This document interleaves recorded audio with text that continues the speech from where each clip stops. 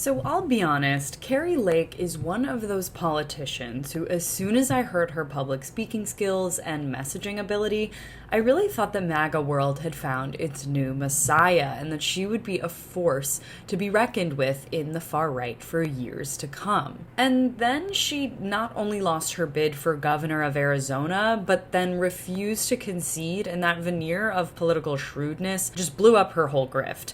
And subsequent speeches like this. And I know that as long as it's in God's hands, that process is going to work out. We will reveal the truth tellers. We will reveal the liars. We'll reveal the good guys and those who are acting in deviant ways, those who are acting in corrupt ways. It's already happening.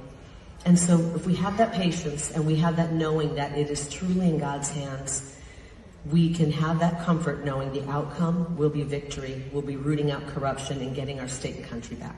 So I'm not actually up to speed on what Kari Lake is even doing these days. Is she still contesting her election, or is this just her stump speech all across the country wherever she's invited? You can't really tell the difference between this rhetoric and what she was saying during the election, so it's kind of hard to say. But a quick Google search reveals what's going on with that election, and sorry, Kari, but it's not looking good, as the Arizona Supreme Court has declined to hear her case regarding the so-called stolen election. As we all remember, Lake was trying to argue that chaos and technical problems in the state disenfranchised thousands of Arizona Republicans, and that the chain of custody for ballots, which is like who is watching and keeping track of each person's ballot after it's cast, was broken at an off-site facility. So very serious charges that, again, were completely dismissed. According to local media, in the nearly 4 months since Lake's defeat, the courts concluded she presented no evidence that voters whose ballots were unreadable by tabulators at polling places were not able to vote. A lower court that also rejected her appeal weeks ago said that, quote, the only thing Lake had in backing up her claims about the tabulator problems was sheer speculation. What's sad is that I still think Lake is a fierce political messenger, but it's become clear that she is staking all of her reputation on this stolen election nonsense. And while a lot of us aren't listening anymore, it seems like she has an open invitation to places like Mar-a-Lago to continue to sow distrust in our elections. And we just had such a huge movement going into election day.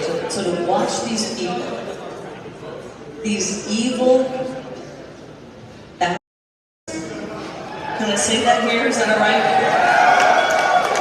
To watch them steal this in broad daylight, and if they think they're going to get away with it, they masked with the wrong bitch, okay? Her escalating rhetoric and her not backing down is on one hand annoying, but on another very intriguing. Where is she going with all of this? Isn't it just a political dead end? Or is she sensing a political vacuum with Trump's nearing indictment? Although she has clearly lost her marbles, I don't think we should totally count her out just yet. If you want to see more of my coverage on the breakdown, stay right here. You can watch my latest video on a police department sued for $8 million for harassing a Black family, and you can watch that by clicking on the link in the description below. Thanks so much for watching. You can follow me on all platforms at Caro Johnson 917.